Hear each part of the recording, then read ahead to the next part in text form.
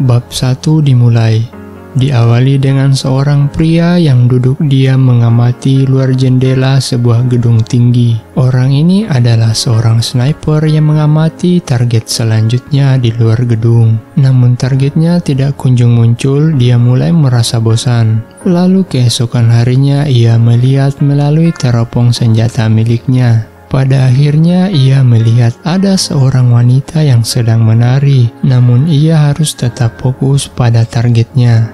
Ternyata wanita itu adalah seorang stripper yang bersama dengan targetnya. Si sniper pun mulai melepaskan tembakan, akan tetapi ternyata tembakannya meleset malah terkena oleh penari stripper itu. Misinya pun gagal dan si sniper itu terlihat panik dan membereskan semua peralatan senjatanya lalu meninggalkan TKP. Di bawah gedung ternyata dia sudah menyiapkan sebuah motor listrik sambil terlihat panik dan tancap gas ke tempat yang aman. Dalam perjalanannya ia melihat sebuah truk sampah. Ia pun membuang tasnya ke dalam truk itu. Setibanya di tempat yang cukup aman, dia membersihkan diri di toilet. Sebagai seorang pembunuh profesional, dia sangat memperhatikan penampilannya.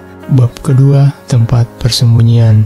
Setelah gagal membunuh targetnya, ia menuju ke bandara untuk tujuan Dominika. Sesampainya di Dominika, dengan tenang dia mengemudikan mobilnya menuju rumah pacarnya. Ketika sampai di rumah, di depan pintu ia melihat ada sesuatu yang mencurigakan seperti jejak sepatu dan beberapa puntung rokok. Hal itu menandakan jika ada beberapa orang yang telah memantau rumahnya cukup lama. Tanpa pikir panjang, mobilnya ditinggal kemudian ia berlari sambil membawa pistol ke dalam rumahnya. Tak disangka rumahnya sudah berantakan serta ada bercak darah di mana-mana. Ternyata itu bercak darah pacarnya yang saat ini sudah berada di rumah sakit. Hal ini membuat si pembunuh mulai menunjukkan jati dirinya. Dia mencoba balas dendam kepada semua orang yang telah mengincar dirinya dan pasangannya. Si pembunuh akhirnya bertemu dengan saudara laki-laki pacarnya. Ia lalu menggali informasi tentang apa yang terjadi. Tak lama kemudian, ia menemukan seseorang yang ia curigai. Ternyata dia mendapatkan informasi kalau orang yang mendatangi rumahnya itu menggunakan taksi. Setelah diusut, ternyata agen yang mendatangi rumahnya tersebut menyamar menjadi sopir taksi.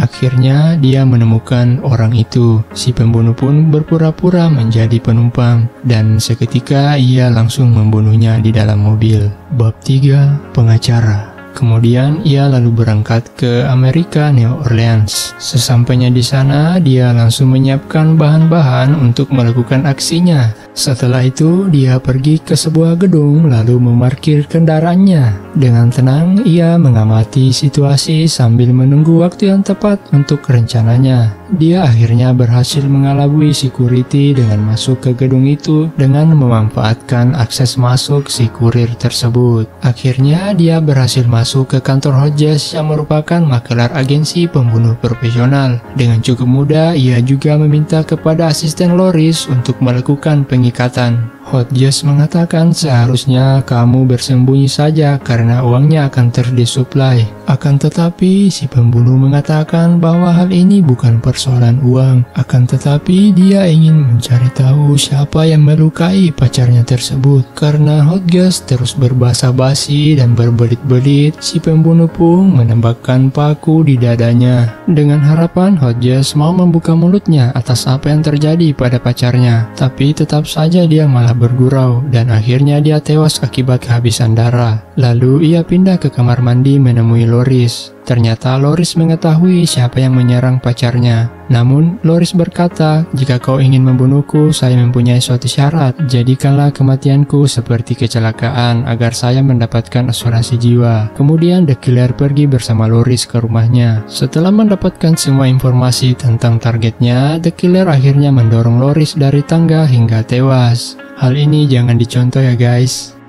Bab 4, Miami, Florida. si paling kejam. Disinilah The Killer bersenang-senang saat dia melakukan perjalanan ke Florida untuk mendapatkan orang aktor utama yang menyerang pacarnya. Setelah mengamati target selanjutnya, dia berjalan di malam hari menemukan anjing yang menggonggong ke arahnya. Lalu ia memberinya sedikit makanan agar anjing itu tidak membuat keributan. Kemudian ia masuk ke rumah orang itu. Penghuni rumah mengetahui keberadaan The Killer. Perkelahian antara mereka pun terjadi begitu sengit, sampai akhirnya pria besar itu tewas dengan kejam. Lalu ia pun meninggalkan rumah itu dengan keadaan terbakar.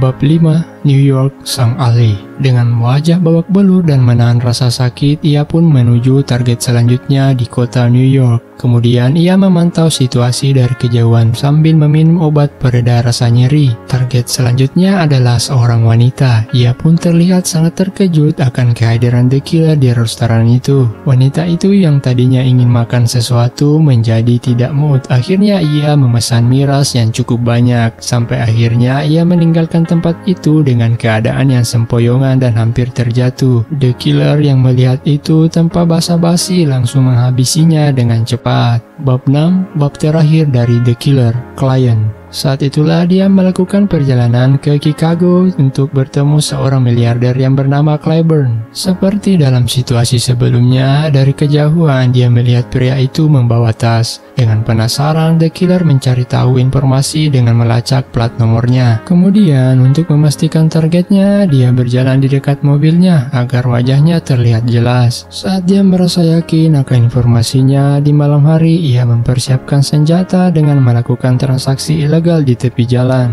Tibalah keesokan harinya, ia masuk ke dalam gedung dengan mengelabui cleaning service lalu mengambil kunci di pinggangnya.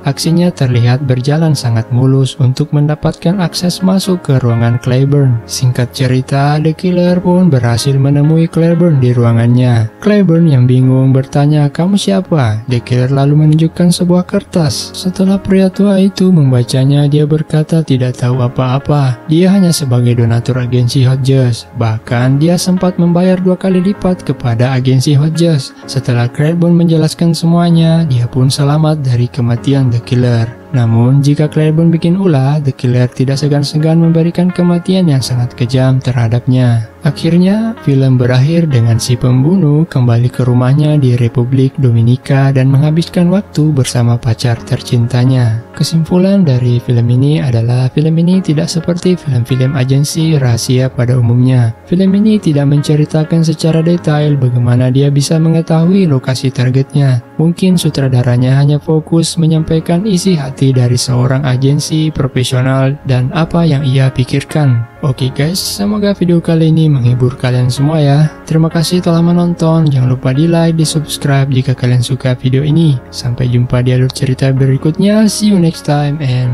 bye bye.